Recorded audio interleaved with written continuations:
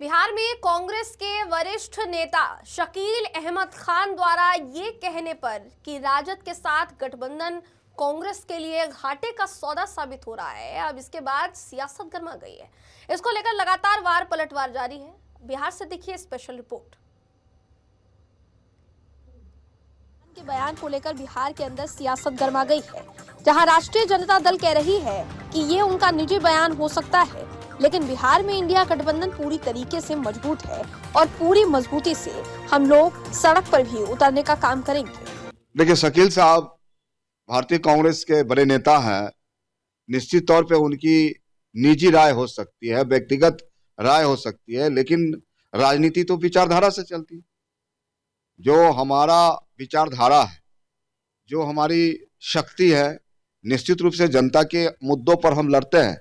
चाहे कांग्रेस हो, राष्ट्रीय जनता दल हो, वीआईपी हो, तमाम पार्टियां हो, लेफ्ट हो, तो बिहार में जो महागठबंधन का स्वरूप है, निश्चित तौर पे बिहार और देश स्तर पर जिस प्रकार से सांप्रदायिक ताकतें हैं, नफरतवादी ताकतें हैं, जो ताकतें भाई भाई को लड़ाना चाहती हैं, जिनको न कहीं संविधान में भरोसा है, न लोकतंत्र में भरोसा है, न विश्वास है, वो ताकतों को लड़ाई के माध्यम से हम लड़ते हैं। हम सुविधा की राजनीति नहीं करते हैं, हम संघर्षों की राजनीति करते हैं। तो हमारा विचारधारा एक है और नेक है, और हम महागठबंधन पूरी तरह से बिहार में इंटैक्ट है, हम उतरेंगे। वहीं दूसरी तरफ भारतीय जनता पार्टी के प्रवक्ता विनोद शर्मा के साथ जनता दल यूनाइटेड के प्रवक्ताओं के सुर में सुर एक साथ मिलते नजर आ रहे हैं। एनडीए के दोनों सहयोगी दल लगातार ये सवाल उठा रहे हैं कि जैसे संगत रहेगी वैसी बुद्धि रहेगी। इसलिए कांग्रेस और राष्ट्रीय जनता दल का चाल चरित्र जनता समझ चुकी है। यही कारण है कि उनको इस बार के विधानसभा चुनाव में औकात दिखा दी गई है। देखिए, निश्चित रूप से कांग्रेस पार्टी बिहार में पूरी तरह से अविश्वसनीय हो गई है।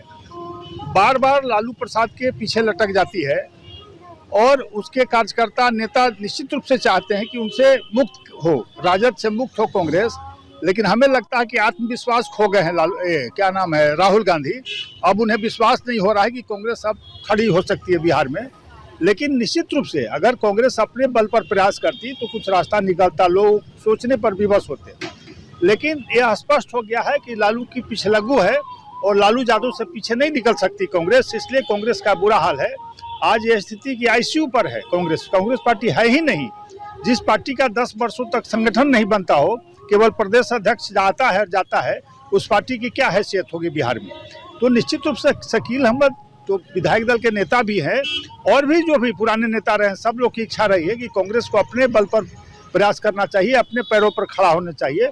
देखिए, बिहार में एक ही मॉडल चलता है, वो हमारे आदरणीय नेता नीतीश कुमार के सुशासन का मॉडल।